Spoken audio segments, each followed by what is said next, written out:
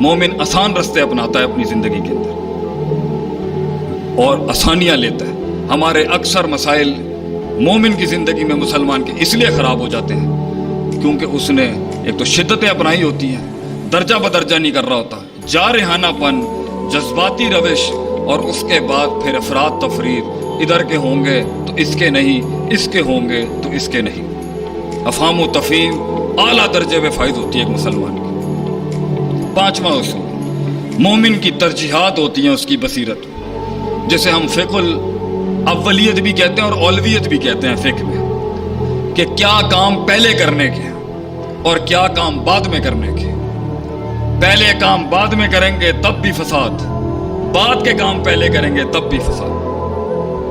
اور ان اصولوں کے تحت آپ دیکھیں کہ شراب 13 سال میں حرام ہوئی یا 12 سال میں حرام ہوئی، رجز من عمل شیطان فاجتنبوہ پہلے دن نہیں آ گیا، نماز درجہ بدرجہ آئی، آہستہ آہستہ کر کے آئی، لوگوں کے مزاجوں کو، لوگوں کے اندر کی جذبات کو اس اصولوں پہ لایا جا رہا تھا جہاں یہ حق کو قبول کرنے کے لیے تیار ہو۔ دعوت ہو، تبلیغ ہو، تجارت ہو، کاروبار ہو، معاشرت ہو، تعلقات ہوں، اخلاقیات ہوں، انٹرنیشنل پولیٹکس ہوں، یہ سارے اصولوں کے ساتھ ہی مسلمان چلتا ہے کہ نہ شدت، نہ بیچ کا رستہ، نہ افراط تفرید، آسانی اور ترجیحات۔ اغتنم خمسا قبل خمس، اللہ نے کتنا بڑا اصول دیا ہے ترجیح کا۔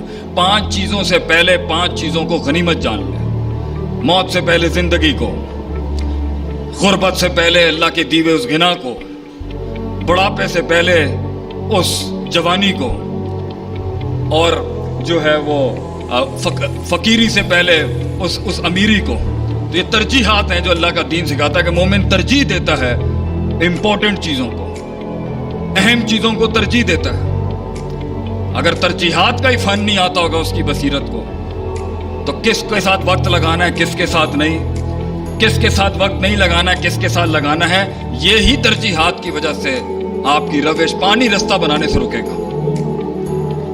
چھٹا اصول، مومن تنوع اختیار کرتا ہے اپنی بصیرت میں دور کی چیزوں کے دیکھنے کے لحاظ سے۔ ایک ہی لکڑی سے سارے ریوڑ کو نہیں چلاتا وہ، کسی کو کچھ، کسی کے ساتھ کچھ، کسی کے ساتھ معاملہ مختلف، وضع قطع کے لحاظ سے مومن کی زندگی ہوتی ہے۔ ایک ہی مزاج کو سب پر تھوپنا یہ مومن کا طرز زندگی نہیں ہوتا۔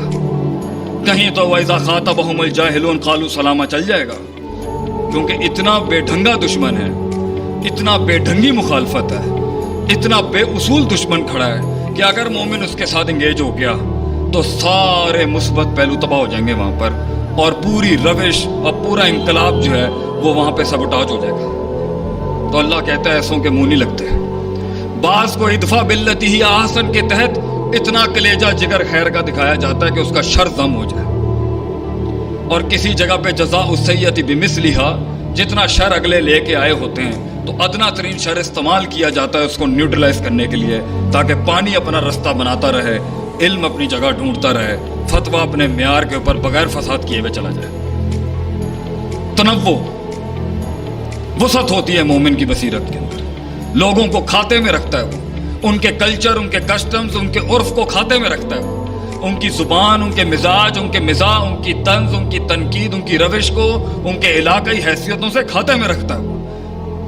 جتھے اس لیے آدھا علم ہی یہ جاننا ہے کہ کیا نہیں بولنا، اور آدھا علم ہے یہ جاننا کہ کیا نہیں آتا مجھے، اور دونوں علم جمع ہو جائیں تو پھر ہمارے ایک استاد نے کہا تھا کہ جسے علم مل جائے اسے چپ لگ جاتی ہے آگے سے، کیونکہ جہالت انسان کو سکھاتی ہے کہ میں نے تو اول ہی نہیں آندا زندگی جین کا، انہیں تو میں جاننا ہی کچھ نہیں۔ مومن ایک غلطی کے اوپر دوسری غلطی کرنے والا نہیں ہوتا، ایک غلطی کے اوپر دوسری بڑی غلطی نہیں کرنے والا ہوتا۔ اتبع السیئۃ الحسنہ، ایک برائی کو، ایک گناہ کو نیکی سے دھوتا ہے، پھر ایک غلطی کو ایک بڑے خیر سے دھوتا ہے، پھر ایک بھنڈ کے اوپر دوسرا بڑا بھنڈ نہیں، اصلاح کرتا ہے اس چیز کی۔ مومن کی بصیرت یہ ہوتی ہے کہ وہ مسائل کو جڑوں سے پکڑتا ہے۔ سد الذریعہ کا دین کا اصول ہے کہ چیز کو وہیں روک دینا چاہیے جہاں اس کی چھوٹی قلیل اگر نشہ دے سکتی ہے تو کثیر بھی نشہ، کثیر تو بالولا حرام ہے، تو قلیل کے اوپر ہی اس کے اوپر حرمت ہے. انہی اصولوں میں سے بصیرت اور فقہ اور گہرائی کے اصولوں میں سے ایک بڑا اصول یہ ہے کہ مومن چھوٹے چھوٹے قدم لیتا ہے مگر دوام کے ساتھ لیتا ہے. ادومہ یا ادومہا وان قل. نبی صلی اللہ علیہ وسلم سے کسی نے پوچھا سب سے معیاری اسلام کس کا ہے؟ آپ صلی اللہ علیہ وسلم نے فرمایا چھوٹا کام کر لے جو مگر استقلال کے ساتھ مستقل مزاجی سے کرتا رہے. آج موڈ ہوا یہ، کل موڈ ہوا وہ، پرسوں موڈ ہوا وہاں پر. اس سے انقلاب نہیں آتے بھائی جان، اس سے تاثرات اچھے نہیں جاتے لوگوں کے اوپر. تقریر ہو، تحریر ہو، کتابت ہو، زندگی ہو، میاں بیوی کے تعلقات ہوں، تجارت ہوں، ایکسپیریمنٹس ہوں، مشاہدات ہوں، مطالعے ہوں، اگر آپ کے اندر مستقل مزاجی نہیں ہے کہیں نہیں پہنچ سکے گا. تو مومن یا تو جنگ شروع نہیں کرتا ہے تو پھر اختتام تک لے کے جائے گا اس کو. انہی اصولوں میں سے ایک اصول یہ ہے کہ مومن خیر اور شر کا موازنہ کرنے والا ہوتا ہے.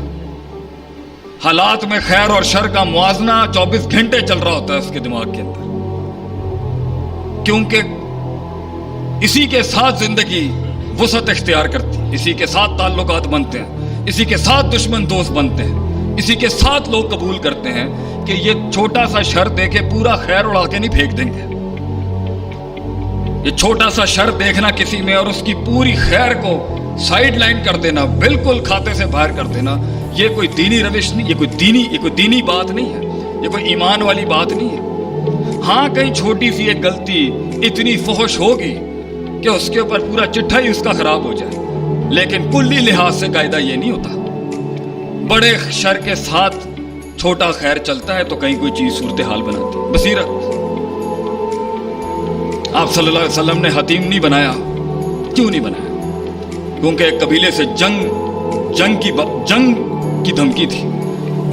تو میں پوچھا لگانے کو بھی مل جائے بیت اللہ کا تو آج یہ ممبر چھوڑ کے وہاں پر چلا جاؤں. اگر یہ نوکری مل جائے کہ بیت اللہ کا پوچھا لگانا ہے تو تعمیر ہو بیت اللہ کی، ہماری جان بھی لگ جائے اس کے اوپر. لیکن حتیم روک دیا گیا کیونکہ شر بڑا کھڑا ہوا تھا.